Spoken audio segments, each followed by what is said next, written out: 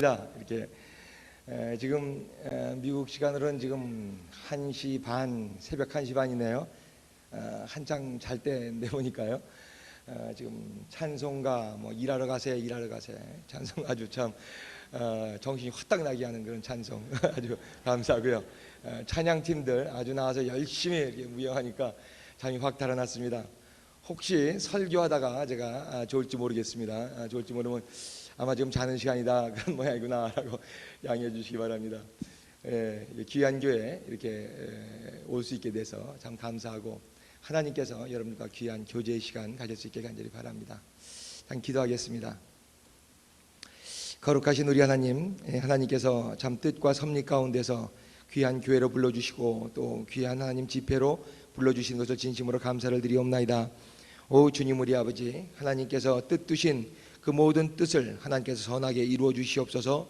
또 하나님, 오늘 새 인천교회에서 나의 찬송을 부르라 라는 말씀으로 한 잠깐 말씀을 증거할 때에도 하나님의 말씀이 될 수 있도록 주님께서 축복하여 주시옵시고, 이 부족한 종 하나님 영적으로 참으로 어둡고 깜깜한 종이오니 주님 우리 아버지 영과 육을 주장하여 주시옵시고 꼭 붙들어 주셔서 우리 성도님들 필요한 말씀 공급할 수 있도록 축복하여 주시옵소서.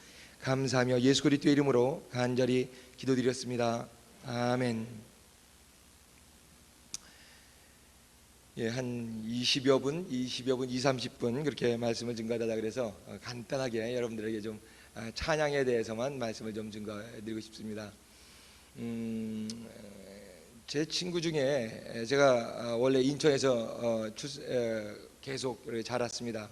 국민학교, 중학교, 고등학교까지 다 인천에서 이렇게 나왔기 때문에 인천 토백인데, 98년서부터 미국에서 있다가 한국 사역을 뭐 1년에 한 번, 두 번 그렇게 나와서 하는데, 인천 교회에서 초청한 적은 처음입니다. 뭐 시골 교회까지도 이렇게 돌아다니는데 인천에서는 제 교회 외에는 초청한 데가 없었어요. 그래서 제가 깜짝 놀라서 올해는 사실 나올 계획이 없었었는데 갑자기 이렇게 나오게 됐습니다.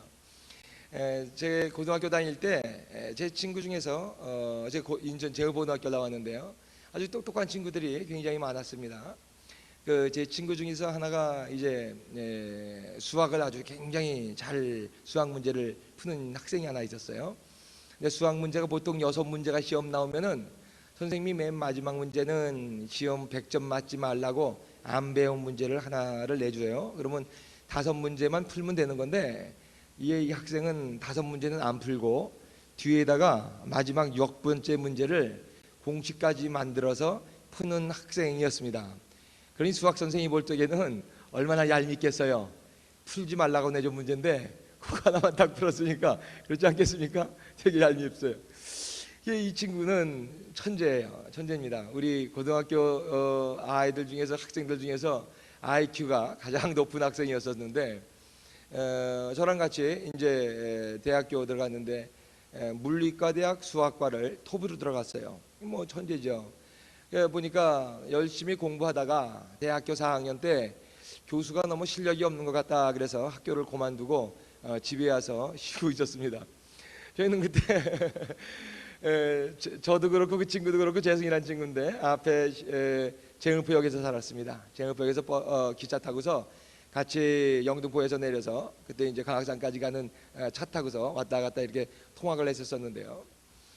이 친구랑 뭐 왔다 갔다 하다가 갑자기 학교를 안 가니까 그 다음서부터는 뭐 그때 같이 놀러만 다니는 거예요. 학교 다니는 것보다도 놀러 다니기 바빴어요. 근데 점점 이 친구가 이상해지는 거야. 내가 보니까 눈빛도 좀 이상한 것 같고 말하는 것도 좀 이상한 것 같고 이상한 것 같아서 어느 날 제가 제일포역 앞에서 그 친구한테 물어봤어요. 뭐라고 물어봤냐면, 야 인마 너 누구야? 라고 물어봤어요. 그랬더니요, 갑자기 이 친구 목소리가 변하는 거예요. 원래는 나처럼 이런 목소리였었는데 목소리가 가늘어지면서 고음으로 올라가면서 막 떨리는 거예요. 야 혁아, 나 막이야. 막이야. 나 있지? 여기 있는 게 좋으니까 나보고 나가라 그러지 마, 알았지? 그러는 거예요. 어휴, 얼마나 그때 소름이 끼쳤는지 몰라요. 여러분 이 말 듣고 소름 끼치십니까?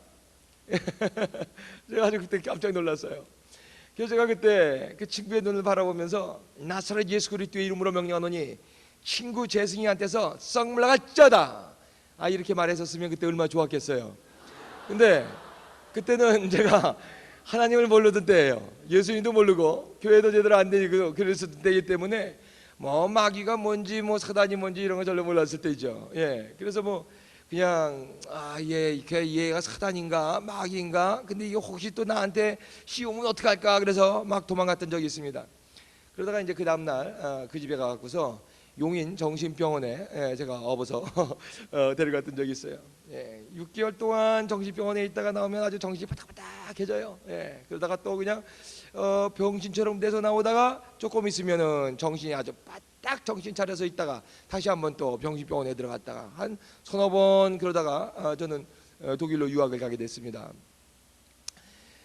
참 쉽지가 않은 건데 이 사단 마귀의 일이라는 게 참 뭔가 말이죠.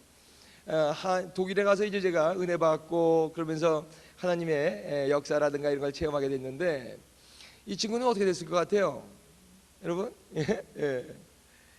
교회도 안 다니고 결국 참 불쌍하게 되는데, 경인 기차가 전철이 오늘 때 신문으로 머리를 감추고 그냥 거기서 자살해 버렸다 그래요. 아주 참 비참하게 그렇게 죽었습니다. 마음에 생각하면 참 마음이 아파요. 마음이 아파. 어떻게 이럴 수가 있을까? 사단 마귀가 결국 우리한테 하는 일이라는 것이 무엇인가 너무나 분명하다, 그런 생각이 들었습니다. 목사가 됐는데, 전 목사가 되려고 해서 된 것은 아니고 성경 공부를 하다가, 그것도 찬양, 제가 음악 공부를 했는데 찬양이 좋아서 목사가 된 것도 아니고, 찬양을 통해서 은혜 받은 것도 아니고, 성경 말씀 공부하다 보니까 성경 말씀이 너무 재미있어서 이 말씀은 이렇게 공부하면 안 되겠다, 조금 깊이 공부하는 게 좋겠다라고 생각해서 신학교 갔는데 하나님께서 이렇게 목사까지 인도해 주셨어요. 은혜죠, 은혜예요. 근데 뭐 나이 40이 돼서 이렇게 목사가 되다 보니까 뭐 경험이 있습니까? 뭐가 있습니까? 저는 제가 일대로 믿었기 때문에 뭐 그런 신앙적인 이런 백그라운드가 그렇게 강한 사람이 아니거든요. 근데 청년 사역을 제가 오랫동안 했는데, 저희 교회도 되지 않는 어떤 그 권사님이 저한테 와셔서 자기 아들 위해서 좀 기도해 달라는 거예요. 우리 교인도 아닌데. 그래요. 그래서 왜 그러시죠? 그 목사님이 계실 텐데 목사님한테 기도 부탁하는 게 좋을 텐데요, 그렇게 말씀을 드렸더니, 우리 아들이요, 글쎄 귀신이 좀 들렸는데 전 귀신이랑 연관이 많은 것 같아요. 귀신이 들렸는데 귀신을 위해서 좀 기도를 해줬으면 좋겠습니다. 제가 깜짝 놀랐어요. 전 귀신 위해서 기도해 본 적이 없거든요. 사람 위해서는 기도해 봤지만은 귀신 위해서 언제 내가 귀신을 쫓아봤나? 내가 조용기 목사님인가? 내가 그런 거 해봤나? 목사도 목사 나름이지. 근데 그렇다 그래서 못한다 그럴 수는 없잖아요. 나도 목사인데. 시간이 없는데요, 그러고 말았는데, 그 권사님이 그냥 몇 번이나 그렇게 부탁을 하세요. 그래서 날 잡아서 한번 좀 붙어봐야겠다라는 생각이 있어서 우리 교인 몇 명이랑 뉴 크리스천 아카데미라는 그런 기도원에 갔어요. 뉴저지 남부에 있는 크리스천 기도원이에요. 거기에서 이제 초저역서부터 저도 본 것이기 때문에 나사렛 예수 그리스도의 이름으로 명령하노니, 그러면서 나가라 그러고 열심히 이제 침을 튀어가면서 기도를 했죠. 근데 이 젊은 청년도 같이 기도를 해요. 나가라 그러면서 같이 기도를 합니다. 그러면서 나중에 또 뭐라 그러냐면, 청년 마귀 나갔나? 내가 물어보면은 가만히 있더니 배에 있는데요. 그래요. 그래서 배를 만져보니까요, 정말 내가 이게 별 신기한 걸 다 경험을 해봤어요. 배가요 밑에서 송곳으로 푹푹 찌르는 것 같아요. 이게 뾰족뾰족한 걸로 뭘 찌르는 것처럼 팍팍 쑤시는 거예요. 그래서 또 거기다 대고서 나사렛 예수 그리스도의 이름으로 명령하니 나가라 그러면서 또 열심히 또 침을 튀겼죠. 근데 조금 있다가 없어졌어요. 청년 나갔지? 또 한참 있더니 발가락에 내려갔는데요, 또 그러는 거예요. 그 양말을 벗겨갖고서 엄지발가락 딱 잡아보니까 그 발가락만 뜨거워요. 뜨거워. 그 발가락을 잡고서 한참 또 그냥 나가라 그랬는데 없어지는 것 같아. 조금 있더니 머리 위로 올라갔다 그러지, 조금 있더니 손가락 사이에 있다 그러지. 이게 귀신이 목사 갖고 노는 거예요. 귀신이 목사 갖고 노는 거야. 야, 이거 조금 있다가 나 새벽기도 올라가야 되는데 이거 큰일 났네. 이거 어떻게 하냐.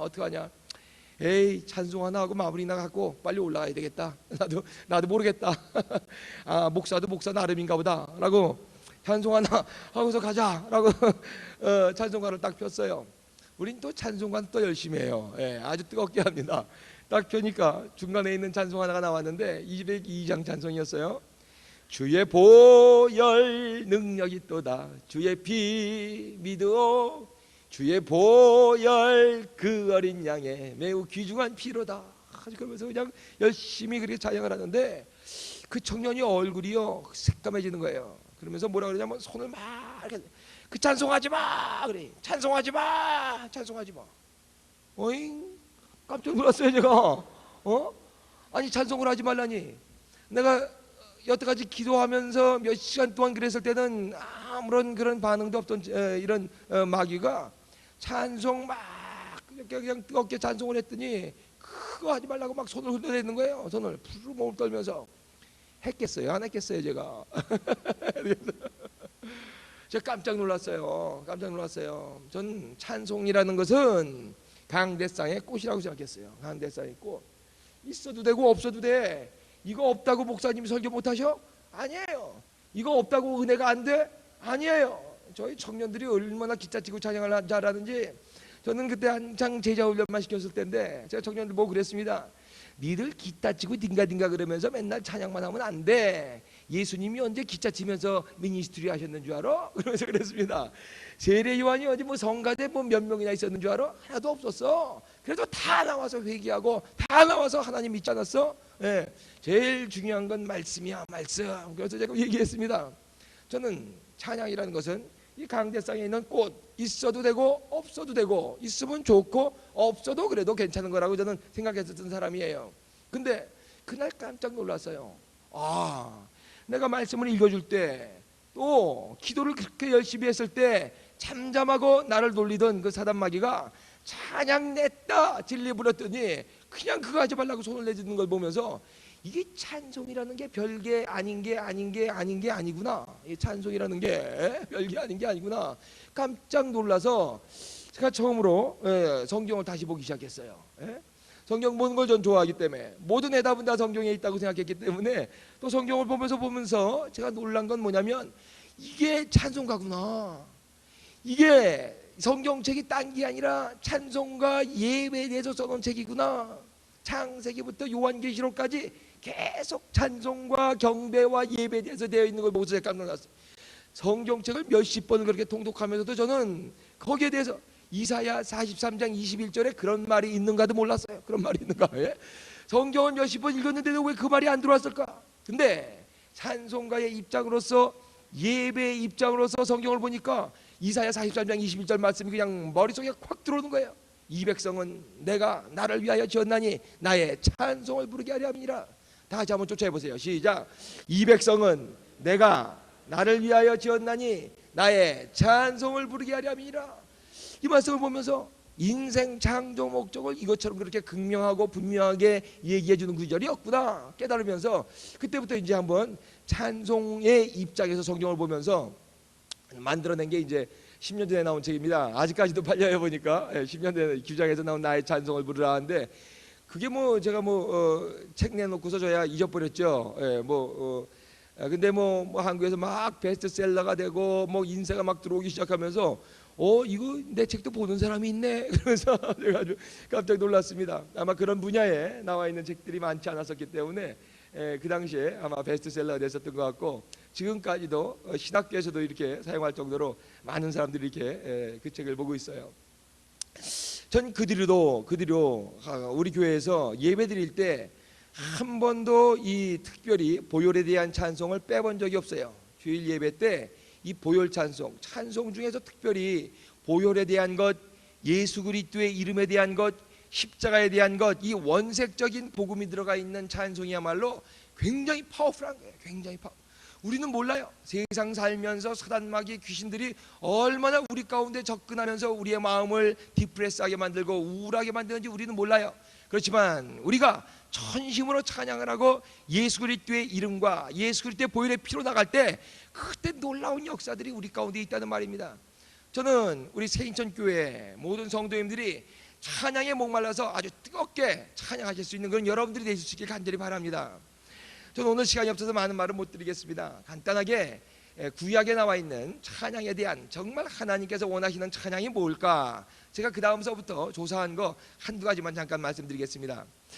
그 다음서부터 이게 찬양이라는 게 이게 별게 아닌 게 아닌 것 같아갖고서 전 이제 히브리어 헬라어를 좋아해서 공부를 많이 했습니다. 그래서 히브리어를 통해서 이 구약에 나와 있는 찬양이라는 단어가 몇 개나 되는가 한번 조사해 보기 시작했습니다. 구약에 찬양이라는 단어 몇 개나 되는 줄 아십니까?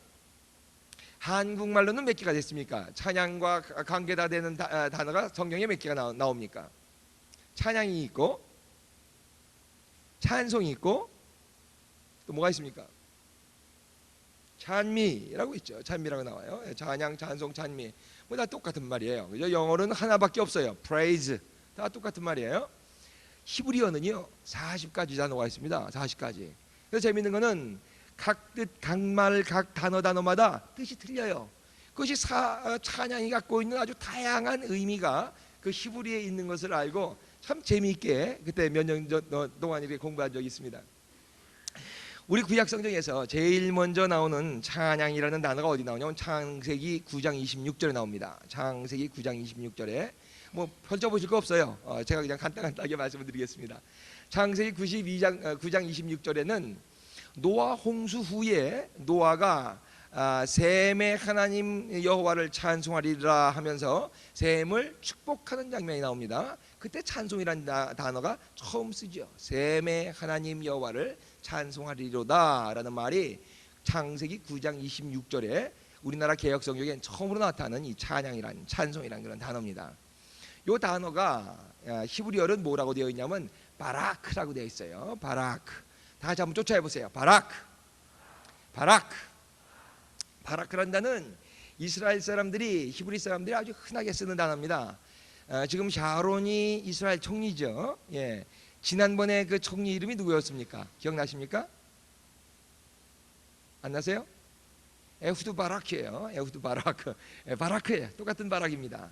이 바락이란 말은 찬송한다라고 번역할 수도 있고 또 뭐라고 번역할 수도 있는 단어냐면 축복한다 이렇게 번역할 수도 있어요. 그래서 영어 성경에는 praise라는 단어를 쓰지 않고 bless라는 단어를 많이 썼어요. 축복한다, bless, 하나님을 축복하리로다. 그래서 우리나라는 이 바라키라는 단어를 송축한다라는 말로 많이 번역했습니다. 시편에 보면 송축한다, 이 바라크의 찬송을 공부하면서 어떤 것을 깨달았냐면 하나님은 찬송받기에 합당하신 분이다. 이 말은 하나님은 축복받기에 합당하신 분이다라는 말입니다. 하나님을 찬송한다라는 말은 다른 말로 바꾸어 말하면은 하나님을 축복한다는 말이에요. 하나님을 축복한다. 좀 이상하잖아요. 내가 축복을 받아야 되는데, 우리가 축복을 받아야 되는데 하나님은 축복해 주시는 분이고 우리는 축복받는 사람이라고 우리는 알고 있는데, 이 바라크의 찬송은 하나님을 우리가 오히려 축복해 드린다는 말입니다. 좀 이 말씀이 좀 거북했어요. 저는 이 말씀 바라크, 하나님을 축복한다는 게 인간으로서 좀 깨름직한 일이 아닌가라고 생각하다가 어느 날 새벽 기도할 때 이 말이 제 마음 가운데 들어왔어요. 나는 하나님한테 나 복 주세요, 복 주세요 이렇게 기도를 많이 하는데 어느 날 가만히 생각해 보니까 내가 그렇게 하나님한테 축복받을 만한 그렇게 선한 사람도 아니고 믿음이 강한 사람도 아니고 목회를 열심히 뭐 그렇게 잘하는 사람도 아니고 영역이 있는 사람도 아니고 그런 걸 깨닫게 됐어요. 야, 이거 뭐 보니까 나는 그냥 맨날 달라 그러는데 나는 별 볼 일 없는 사람인데 자꾸 축복 달라 그러네, 그런 생각을 했습니다. 그러면서 그 새벽에 그러면 내가 축복 안 받으면 누가 받지? 이런 생각을 했어요. 나도 축복 받으려고 자꾸 그랬는데 내가 축복 안 받으면 누가 받을까? 그때 제 마음 가운데 생각되는 게 뭐냐면 하나님이야말로 축복 받으실 분이구나 라는 생각이 제 마음 가운데 들어오기 시작했어요. 나 같은 사람, 정말 하나님을 알지 못하고 예수 그리스도의 은혜를 알지 못하고 불 가운데 빠져서 일평생을 살아야 될 사람인데도 불구하고 나 같은 사람한테 은혜를 주시고 구원해 주시고 예수 그리스도의 도를 알게 해주신 분, 이분이야말로 축복받으실 분이구나. 나에게 천국길을 알려주시고 하늘나라를 알려주시고 이 하늘에 대한 소망을 갖게 해주신 이 하나님이야말로 정말 축복받으실 분이구나 라고 깨달으면서 아하, 그렇지, 왜 히브리 사람들이 하나님을 축복하리로다, 하나님을 축복하리로다 그러면서 이렇게 바라크의 하나님을 축복한 것인가 깨닫게 됐습니다. 그래요, 찬송이라는 건 뭔가 하나님을 축복하는 것인데, 이 바라크의 찬송이라는 것은 뭔가 하나님이 어떤 분인지, 정말 축복받으실 분인지 아는 사람이 찬송할 수가 있어요. 예. 하나님을 모르는 사람은 찬송을 할 수가 없어요. 하나님이 어떠한 분인지, 나에게 어떠한 일을 해주셨는지, 그분이야말로 축복받으실 분이라는 것을 아는 사람이 바로 찬송할 수가 있는데, 그걸 바라크의 찬송이라고 그렇게 얘기하는 것입니다. 가장 귀한 것, 찬송은 가장 귀한 거예요. 이 세상에서 가장 귀한 이 찬송을 가장 귀한 분에게 올려드리는 것, 이걸 바라크의 찬송 그렇게 얘기합니다. 가장 귀한 것을 가장 귀한 분에게 올려드리는 것, 이것이 바로 바라크의 찬송입니다. 히브리 사람들은 찬송을 아무렇게나 막 하지 않았어요. 사람들 앞에서 막 하지 않고 아무 장소에서나 아무 때나 찬송하지 않았습니다. 내 기분이 좋다고 흥얼흥얼거리는 것이 아니야. 곧 성전에서 예배 드릴 때 그때 하나님께 찬송을 드렸어요. 찬송에 대한 정절, 찬송에 대한 정조 관념이 어떻게 보면 아주 투철한 사람이 이스라엘 사람들이었습니다. 시편 137편 보면은 그런 관념이 조금 나와 있어요. 제가 한번 잠깐 읽어드릴게요. 제가 아주 좋아하는 시인데, 이 시는 이스라엘 사람들이 바벨론에 포로로 갔을 때, 그때 바벨론 포로로 간 사람이 쓴 시입니다. 바벨론의 유패 그렇게 얘기하기도 하죠. 우리가 바벨론의 여러 강변 거기 앉아서 시온을 기억하며 울었도다. 그 중에 버드나무에 우리가 우리의 수금을 걸었나니, 이는 우리를 사로잡은 자가 거기서 우리에게 노래를 청하며 우리를 황폐케 한 자가 기쁨을 청하고 자기들을 위하여 시온 노래 중 하나를 노래하라 함이로다. 무슨 말이에요? 예, 아마 이 시를 쓴 사람은 예루살렘에서 하나님을 찬양하던 찬양자였었습니다. 포로로 잡혀갔어요. 지금 바벨론에 왔어요.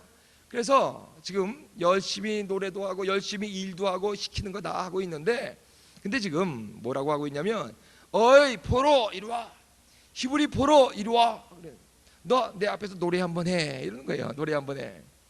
혹시 여러분들 군대 갔다 오신 분은 그런 거 알지 모르겠어요.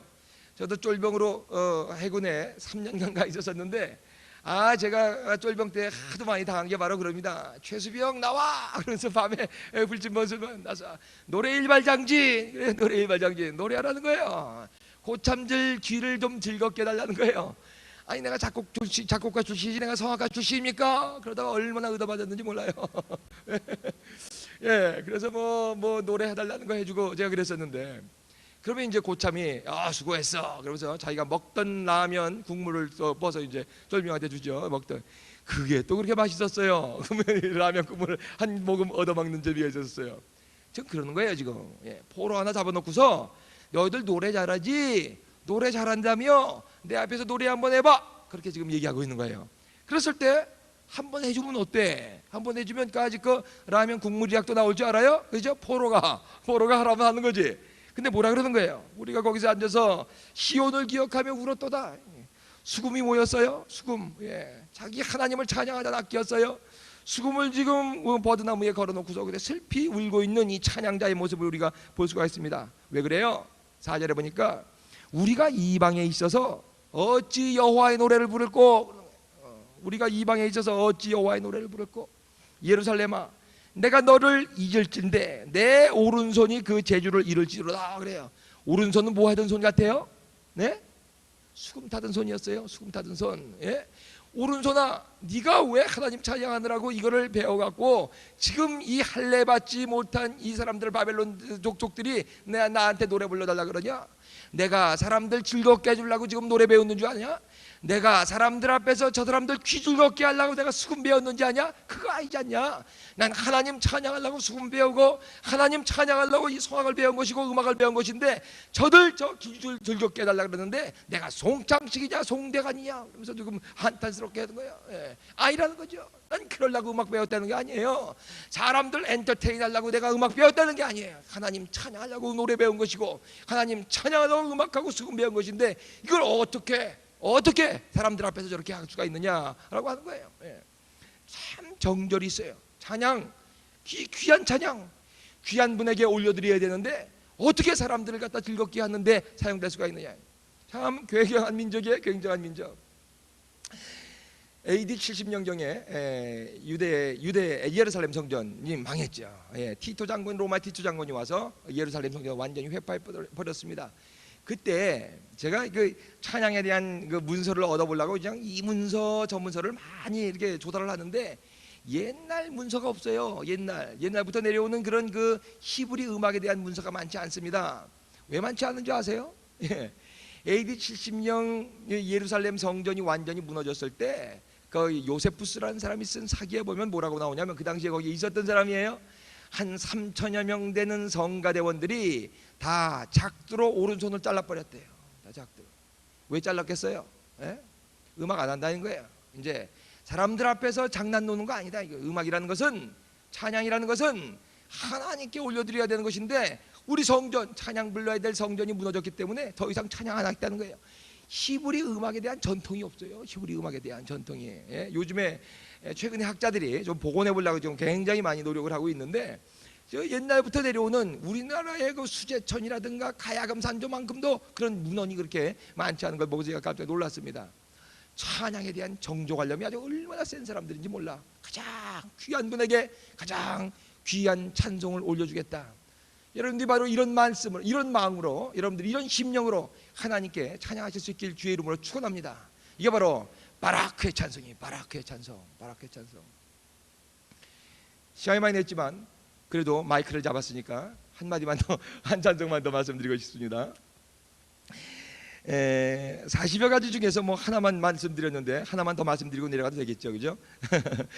창세기 29장 35절에 보면은 40가지 그 찬양에 대한 단어 중에서 두 번째로 많이 쓰인 단어가 있는데 그것이 뭐냐면 야다라는 단어예요. 야다. 여기는 유다라고 나오는데 유다는 명사, 찬양함, 찬송함이라는 뜻이고 동사는 야다입니다. 야다. 다 같이 한번 쫓아해 볼까요? 야다. 야다.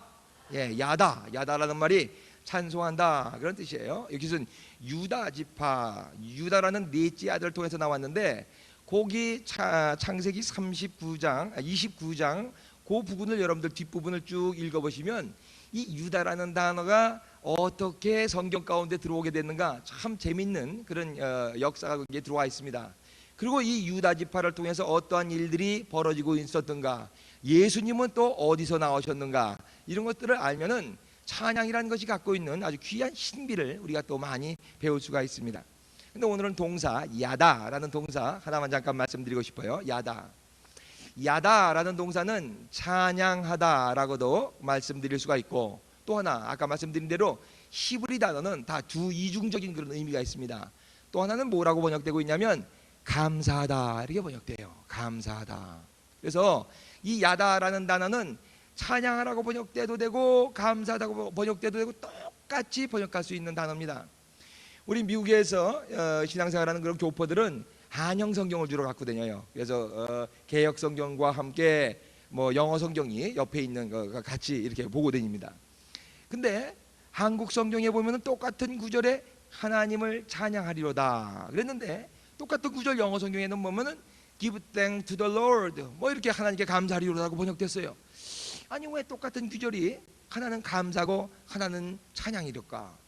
또 한국말 성경에는 하나님을께 감사하리로다라고 번역했는데 영어 성경에 보니까 Praise the Lord 또 이렇게 번역됐어요. 왜 이렇게 번역됐을까? 이상하게 잘못 번역한 거 아닐까라고 생각할 수도 있는데 뭘 번역한 거예요? 야다라는 동사를 번역한 거예요. 야다는 감사하다고 번역해도 되고 찬송하다고 번역해도 되는 어떤 거로 번역해도 될 수 있는 그런 동사가 바로 야다입니다. 그렇게 봤을 때 찬양이라는 것은 뭐예요? 네? 감사함. 찬양은 감사한다는 거예요. 다 같이 해봅시다. 찬양은 감사하는 것이다. 마음 가운데 내가 감사한 마음이 없으면 그거는 가짜 찬양이에요. 내가 줄리아드에서 성악을 전공했는가, 서울대학교에서 성악을 전공했는가, 동학콩쿨, 중앙콩쿨에서 내가 성악으로다가 1등을 했는가, 다 다 쓸데없어요. 쓸데없는 소리예요. 예. 마음 가운데 감사가 없다면 그건 찬양이 아니에요. 찬양이 아니야. 내가 여기서 1년 동안 성가대를 했는가 10년 동안 성가대를 했는가 그게 중요한 것이 아니라 내가 성전 문 앞에 들어올 때 내 마음 가운데 감사함이 있는가 없는가 이게 중요한 거예요. 이게 중요한 거. 내 마음 가운데 감사함이 있으면은 좀 박자 음정 조금 틀려도 괜찮아요. 그건 하나님께서 기뻐 받으시는 찬송이에요. 기뻐 받으시는 찬송. 그렇지만은 내 마음 가운데는 원망과 불평으로 가득 차 있으면서 여기서 그냥 플라스틱 스마일로 씩 웃으면서 그냥 하나님 찬양한다고 아름다운 목소리로 찬양한다고 그건 찬양이 되는 게 아니에요. 하나님이 그렇게 만홀히 여기심을 받는 사람이 아니에요. 그죠? 만홀히 여기심을 받는 분이 아니에요. 우리 마음 가운데 정말 감사함이 있는지 불평과 불만으로 가득 차 있는지 하나님이 그거 모르세요? 성전 문 앞에 들어오시기 전에 여러분의 마음 가운데 감사로 무엇보다도 가득 차 있으시길 주의 이름으로 축원합니다. 그 시편 100편 4절에 뭐라 그래요? 네? 감사함으로 그 문에 들어가며 그래요. 그죠? 감사함으로 그 문에 들어가며 찬송함으로 그 궁전에 들어가서 예? 감사함으로 그에게 감사함으로 또 그 이름을 성축할지어다 그렇게 말씀하시고 있는 것을 볼 수가 있어요. 어디로 들어오는 문이에요? 그 문이요. 예? 성전으로 들어오는 문이에요. 하나님께서 가진 그 지성소까지 들어오기 전까지 여러 가지 문들이 있는데 그 문을 들어올 때마다 내 마음 가운데 정말 감사가 있는가? 감사가 있는가? 예. 감사 체크를 여러분들이 꼭 하실 수 있길 간절히 바랍니다. 찬송이라는 게 뭐예요? 감사하는 거예요. 감사하는 거. 예. 감사가 없는 것은 거짓말 찬송이야. 거짓말 찬송이요. 감사가 있을 때, 우리 마음에 감사가 있을 때, 그때 우리 삶 가운데 여러 가지 질서가 잡혀지기 시작합니다. 창조의 질서가 잡혀지기 시작합니다. 하나님과 인간과 만물로 이루어지는 이 3차원의 창조 질서가 우리 찬양을 하나님께 감사함으로 올려드릴 때 그때 우리 삶 가운데 있는 것입니다. 만약에 여러분들이 11조도 하고 뭐 신앙생활 열심히 하는 것 같은데도 삶이 자꾸 꿰는 것 같을 때, 내 길이 자꾸 막히는 것 같을 때 여러분들에게 지금 한번 권해드리고 싶습니다. 내 마음 가운데 감사함이 있는가 한번 체크해 보세요. 내 마음 가운데 감사함이 있는가. 감사함이 없다면 내가 아무리 헌금을 많이 하고 아무리 열심히 예배를 드려도 그 예배가 헛될 수가 있습니다. 감사함이 마음 가운데 있어야 돼. 억지로라도 감사해야 돼요. 내가 성경에 왜 이렇게 감사라는 말이 많은가, 감사함이 많은가, 이게 왜 하나님의 뜻이 감사함이라는가, 제가 아주 귀하게 이렇게 깨달은 한번 경험이 있습니다. 저 비디오 보는 걸 참 좋아하는데요. 비디오 드라마 뭐 이런 거 보는 거 참 좋아해요.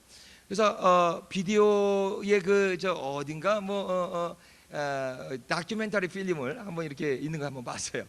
근데 어떤 학자가 실험을 한 건데요. 요만한 물그릇에다 2개에다가 똑같은 물을 갖다가 부어놨어요. 그리고 한쪽에는 뭐라고 썼냐면 저주 그러면서 써놓고요. 한쪽 컵에다는 똑같은 물에다가 감사 이렇게 써놨어요. 그리고 일주일 놔뒀다가 그 일주일 뒤에 그 물을 현미경으로 조사해 본 게 이제 그 비디오 내용이었어요. 저주라고 쓴 그 물을 현미경으로 확대해서 보니까 시꺼매요. 물이 무슨 괴기 영화에서 뭐가 달려드는 것 같은 그런 형상이 그 물 가운데 나타나오더라고요. 보니까. 근데 감사라고 쓴 그 물은 보니까 육각형으로 아름답게 반짝반짝 이렇게 빛나고 있었어요. 그걸 보면서 제가 깜짝 놀랐어. 이거는 동물도 아니고 식물도 아니고 생명체가 아니에요. 그죠? 물이야. 물인데도 불구하고 이 물 가운데 감사에 대해서 이렇게 아름답게 반응을 하는구나 라고 생각하면서 성경에서 왜 하나님께서 그렇게 자꾸 감사하라 그러는 이유를 깨닫게 됐겠어요. 예. 억지로라도 우리가 자꾸 감사해야 우리 삶이 이렇게 반짝반짝 빛날 수가 있는 것이구나, 육각형의 아름다운 이런 질서를 우리가 유지할 수가 있는 거구나 라고 깨닫게 됐습니다. 예, 감사가 살아있어야 돼. 성도에게서는 이 감사가 내가 영적으로 살아있느냐 영적으로 죽어있느냐의 바로미터예요. 예, 노래만 하는 것이 아니라 이 감사라는 것은 매우 우리 신앙생활 가운데도 중요합니다. 예, 감사엔 2가지가 있어요. 어떤 감사가 있냐면 절대적인 감사가 있고 상대적인 감사가 있습니다. 상대적인 감사라는 것은 나한테 무엇이 주어졌을 때, 나에게 내가 기도했던 것이 응답되어졌을 때, 나에게 기쁜 일이 있을 때 그때 감사하는 것, 조건으로 감사하는 것, 이걸 상대적인 감사, 이렇게 얘기해요. 상대적인 감사. 그 감사는 누구나 할 수 있어요. 그죠? 미국 사람들이 가장 많이 쓰는 단어가 뭔데요? 땡큐, 땡큐, 땡큐. 뭐 조금만 있어도 이 사람들은 땡큐, 땡큐라고 많이 하는데, 그런 것은 상대적인 감사예요. 상대적인 감사. 신자의 감사는 이 상대적인 감사를 넘어설 수가 있어야 됩니다. 뭐예요? 절대적인 감사예요. 절대적인 감사. 어떤 상황 가운데서나 감사할 수가 있어야 돼. 내가 기도하던 그 기도가 응답이 안 되고 전혀 엉뚱한 결과가 나왔을 때에도 감사할 수가 있어야 돼. 내 자녀가 원하는 서울대학교에 들어가지 않고 전혀 원하지 않던 삼류대학도 떨어졌다 할지라도 난 감사할 수가 있어야 돼. 내 건강을 위해서 그렇게 열심히 기도했지만 내 건강은 나아지지 않고 점점 나빠진다 할지라도 나는 감사할 줄 알아야 돼. 이게 절대적인 감사야. 이게 바로 신자가 해야 될 감사라는 것이죠. 찬양은 바로 이런 거예요. 찬양은 바로 이렇게 나오는 거예요. 신자의 찬양이라는 건 바로 절대적인 감사 가운데서 나오는 것이 바로 찬양입니다. 절대적인 감사 가운데서 나옵니다. 절대적인 감사. 찬양이 그렇게 쉽게 나오지 않습니다, 여러분. 찬양이요. 노래라는 것은 맥주 한 잔 먹고 저쪽 노래방에 가도 반주만 나오면 흥얼흥얼 사람들이 다 노래할 수 있어요. 여러분들 찬양도 이렇게 쉽게 할 수 있을 것 같습니까?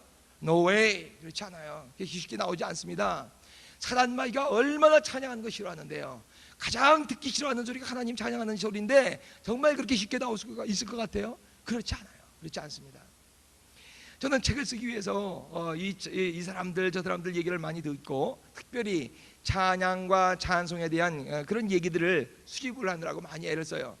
찬송가가 우리 마음 가운데 그렇게 감동을 주는 이유는 여러분들 그렇게 쉽게 탄생되지 않았기 때문에 감동이 있는 거예요. 여러분들 혹시 서울대학교 작곡가 출신이 쓴 찬송가 아는 분 손 들어보세요. 하나도 없잖아요. 제가 쓴 게 몇 개 있는데 아무도 모르시잖아. 뭐 스투트가르트 음악대학교 작곡가 출신이 쓴 찬송가 아시는 분 손 들어보세요. 한 분도 없잖아요. 한 분도 없잖아요. 그렇게 해서 나오는 게 아니에요. 찬송이라는 건 뭐니까. 혹시 여러분 레만이라는 분 아세요? 레만 모르세요? 몰라요. 좋습니다. 왜냐면 제가 그래야 설명을 해드리니까. 마셔도 됩니까? 레만은 젊은 청년 때 신학교에 갔습니다. 이분이 신학교에 가서 신학 공부를 끝나고 나서 이제 교회를 개척했어요. 간판을 딱 달았는데 성도들이 몰려올 줄 알았는데 성도들이 안 오는 거야. 조금 있으면 오겠지.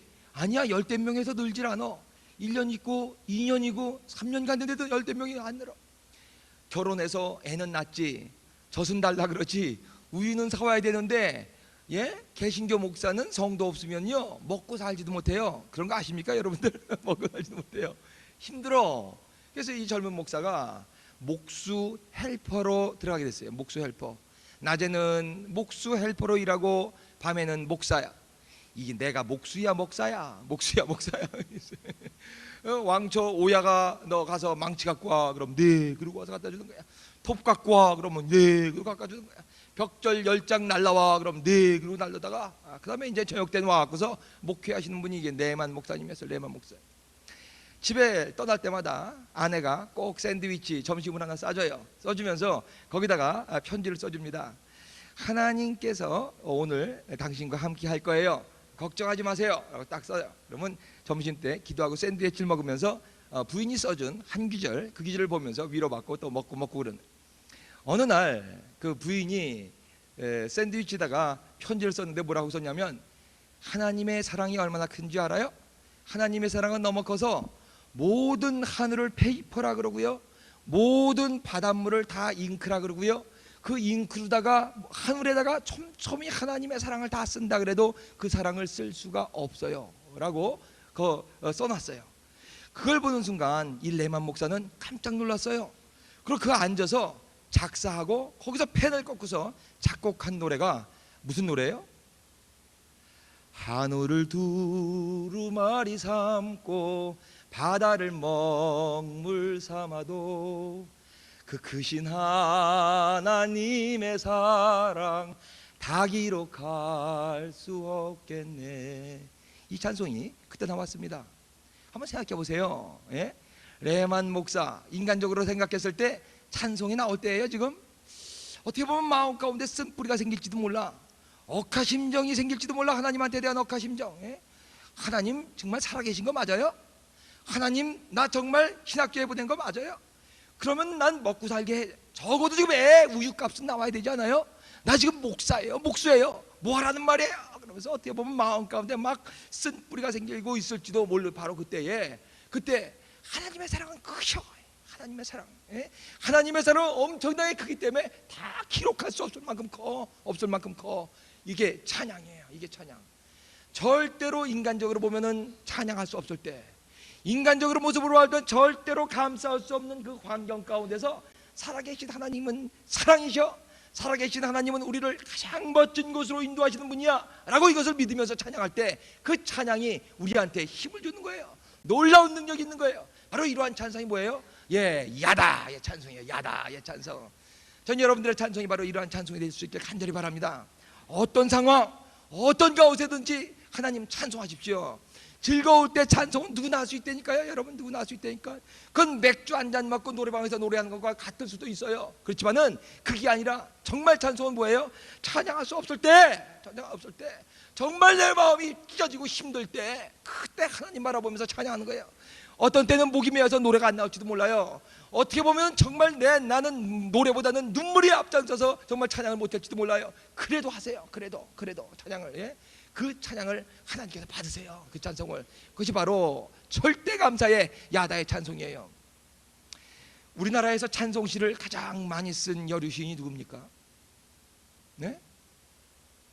아세요? 송명이에요. 송명이. 전 미국에서 맨 처음에 그 송명이 시를 봤을 때 깜짝 놀랐어요. 마음이 막 콩탕콩탕 막 뛰어.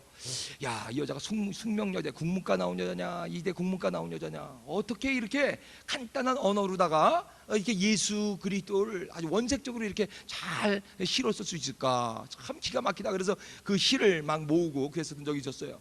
이 여자가 어떤 여자예요? 뇌성마비. 그래서 지금은 뭐 누워 있어서 거의 최덕 씨 말로는 오래 못 살 것 같다고 지금 그러는데, 몸이 날 때부터 그렇게 예민하고 머리 똑똑한 여자가 의사 잘못으로 뇌성마비로 태어났어요. 뇌성마비. 지난번에 미국 와서 간증하는데 한말하고 가더라. 한말. 몸을 비틀어가면서 엄마가 다 나와서 간증해. 엄마가 나와서요. 한마디 하는데 하나님 찬양합시다. 한말 딱 켜고 나가더라고요. 한말. 그 말이 얼마나 가슴을 뜨겁게 하는지 몰라요. 얼마나. 그게 찬송이에요. 송명이는 어떻게 보면은 어머님 왜 날 낳으셨나요? 그러면서 오히려 하늘을 삿대질하면서 하나님한테, 나를 이렇게 만든 하나님한테 막 욕할 수도 있을지 몰라요. 그렇지만 뭐라 그래요? 그렇게 얘기하잖아요. 나 가진 재물 없으나, 나 남이 가진 지식 없으나, 나 남에게 있는 건강 있지 않으나, 그러잖아요. 나 돈 없어요. 나 국민학교도 못 나왔어요. 나 보시다시피 건강 없어요. 그래서 어머님 왜 날 낳으셨나요? 하나님 왜 나를 여기에 보내셨나요? 이렇게 저주하지 않았어요. 뭐라 그래요? 공평하신 하나님이 나 남이 가진 건 나 없지만, 공평하신 하나님이 나 남이 없는 것 갖게 하셨네. 이렇게 찬양하는 거예요. 이렇게 찬양하는 거예요. 바로 이게 찬양이에요. 바로 이게 찬양입니다. 정말 내 마음은 막 찢어지고, 정말 내 마음은 막 울고 싶지만은 하나님, 살아계신 하나님, 좋으신 하나님, 모든 것을 합력하여 선을 만드신 하나님, 이 하나님을 믿고 끝까지 찬양하는 그런 여러분들이 되실 수 있길 바랍니다. 이것이 바로 야다의 찬양이에요. 야다의 찬양. 저는 우리 아펜셀러와 언더우드 목사님을 통해서, 이 길을 통해서 정말 우리나라의 모든 복음이 전파된 이 인천을 사랑합니다. 이 인천을 통해서 정말 뜨거운 찬양과 뜨거운 예배가 살아날 수 있기를 주의 이름으로 축원합니다. 기도하겠습니다. 하나님 아버지, 찬양을 받기에 합당하신 우리 하나님 아버지, 하나님, 이 백성은 내가 나를 위하여 지었나니 나의 찬송을 부르기 위함이라 하셨사오니, 주님, 우리 아버지 어떤 때나 어떤 상황에서나 살아계신 하나님을 높여드리며 찬양하는 그런 하나님 저희들이 될 수 있기를 간절히 바라옵고 원하옵나이다. 차단 마귀는 어찌하든지 우리 입 가운데서, 우리 삶 가운데서 찬양을 제하려 하지만은 주님, 우리 아버지 속지 말게 도와주시옵소서. 빼앗기지 말게 도와주시옵소서. 주님 우리 아버지 어떤 상황 가운데서 하나님을 높여드리는 귀한 주님의 백성들 다 될 수 있도록 축복하여 주시옵소서. 예수 그리스도의 이름으로 감사하며 기도드렸습니다. 아멘.